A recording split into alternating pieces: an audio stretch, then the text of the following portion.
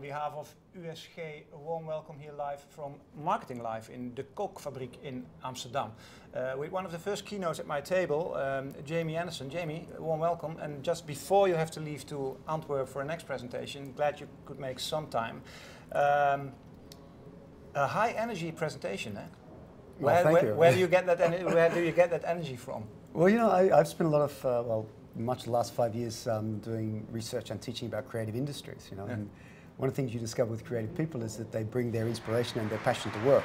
Yeah. So actually, I think that's what I do now. That's what it's all about. Connecting your professional and your personal energy is very important. Like Generation Y almost, eh? Because I do think that your professional life is and your private life, and it's becoming more and more one piece, one thing, right? Yeah, absolutely. And we talked about this morning. Generation Y have grown up with social media, so you know you don't have a public and a professional persona as a Generation Y person. This is an abstract, crazy kind of concept for them. There's a whole generation that still they're not used to that yet. No, right? Absolutely. And a lot of marketeers also haven't. No, you're absolutely right. Your case was Lady Gaga. Yeah. A brilliant case. Everybody knows a little bit about it, but you really go into what's the essence of your story?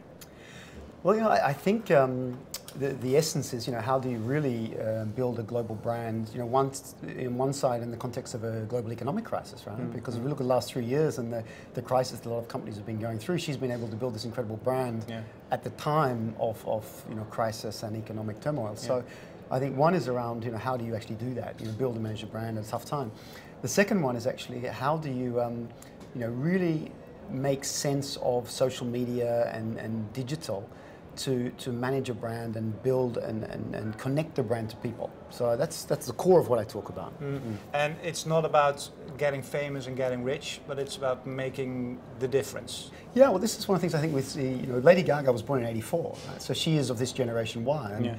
And what's been quite remarkable about her evolution, as a superstar, is that a lot of superstars don't start talking about real issues that are important to them as individuals in terms of their values until they're well established in their careers. You think of Bono or Bob Geldof. Yeah, exactly.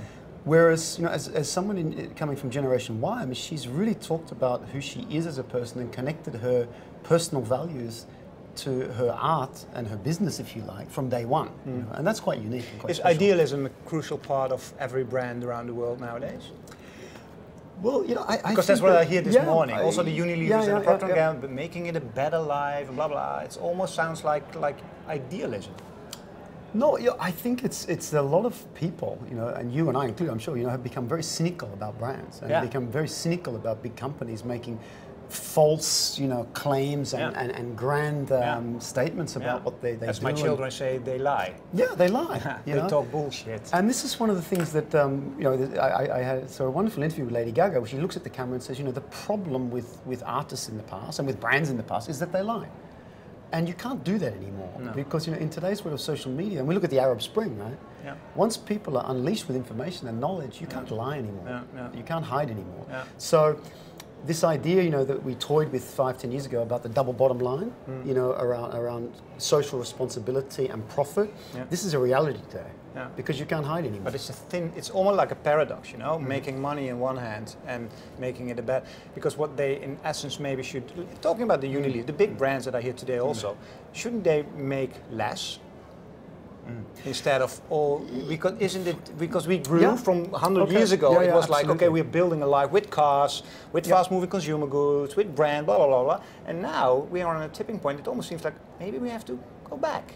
Yeah, well, I think one of the comments this morning was capitalism at a crossroads. And I think brands and big organizations are having to think much more about the social impact they have with their products. And I'll give you an example. I was at an event with Heineken just a couple of weeks ago. And recently Heineken withdrew a high alcohol cider product from the United Kingdom. Not because it wasn't profitable, it was a very profitable, very successful product, but what they started to see was that this product was having a big impact on alcoholism. And what they were seeing were people who were living on the street and who were alcoholics. This was their product of choice because it was low cost, high alcohol. It was very effective. profitable, It was very effective. for them. Now, what's the responsibility there? And how did Heineken discover that? Because because non-government organisations and social media groups started to talk about the impact of cider in the UK. Now, should they ignore that because it's a very profitable product? No, they didn't. Is the solution working together with non-profit organisations, like the examples also you saw here, like brushing your teeth, and you have a product like toothpaste, but then you go with an insurance company and they say, hey, you have to to take good care of your teeth and blah blah blah and brush it. Is that an honest way to go? Well, I think actually we've gone a step further, yeah? Because I think this talk of NGOs partnering together with corporates is 5 years ago, huh? Yeah. Because actually the corporates don't need to partner with the NGOs now because the social movements are happening without the NGOs in a way. Yeah. The Arab Spring was not organised by an NGO, right? So one of the things, and I had a wonderful discussion last night with a senior person from Greenpeace, what's the role of Greenpeace today? Is the role of Greenpeace to organise campaigns and often confront corporates, or is the role of Greenpeace to actually be an orchestrator of movements? Of the channel, So I think the question is not should the corporate be engaging more with the NGOs, actually the corporate needs to be engaging more with the movements. Now the NGOs happen often to be a platform or enabler, but before the NGO acted as the intermediary between the movement and the corporate, that need for an intermediary is will it one day be so that the goals of brand owners, NGOs, the audience, us, the world, will be the same? Or is that me the idealist? This is the confrontation, because it's a confrontation between sustainability and capitalism. Yeah. And this is not true for every part of the world, right? And I think one thing that struck me about the conversation this morning is this is a very developed world conversation. Yeah. That we have the luxury to choose to pay a little bit more for a product that we believe is sustainable or we believe, it has purpose. Yeah. Unfortunately, a lot of people in the world don't have the luxury of that choice. So the key is not just to think about this. And I think what we heard a lot of this morning is, yes, there is differentiation in making a product sustainable, making them purposeful. And in fact, customers in Belgium or Germany or the Netherlands, they'll pay for that. They'll pay more for that. But we have an equal responsibility to deliver that kind of purpose and sustainability in continents like for India and Africa. And I think that's in a way a contradiction. Because on the one hand, we do need sustainability, but on the other hand, we've said we want to give access to people. And I think that's something the industry will grapple with, how to deliver the double bottom line. But also go beyond the rich West to try to develop and deliver that for the developing market. Last question, we could talk for hours, but we can't because you have to go to Antwerp and I have to do a lot more interviews. But the last question I want to ask you, because I was listening to you in the audience, and of course Lady Gaga is like a dream scenario, 25 million followers on Twitter. It's like mega, what a brand. But it's a person, it's a human being. Correct. If we're talking about the big successes, Apple is Steve Jobs. Correct. Virgin is Branson. Sure. Procter & Gamble, those are not human brands. They are big companies. So how can they, so I was sitting there and I was like, okay, nice story about Lady Gaga, but it's impossible for all those other brands to have the same success because there's no live person behind it. Well, I don't believe that at all, actually, because I think, I would look at different kinds of brands, because there are absolutely loved brands who can be the Lady Gaga of social media. Without being a really person. Harley Davidson is a fantastic example, because who is Harley Davidson? Harley Davidson is a philosophy and a mindset, and that Harley can have the same strength as a human being? I think it's even stronger in a way, because it's more than one human being. The Harley Davidson Facebook page is a platform for a community of people. So I think you look at even Starbucks is amazing. Facebook community, because actually, what is Starbucks? People would say it's simply a brand, it's a coffee chain, but actually Starbucks has built a social media platform for coffee connoisseurs to come to and interact.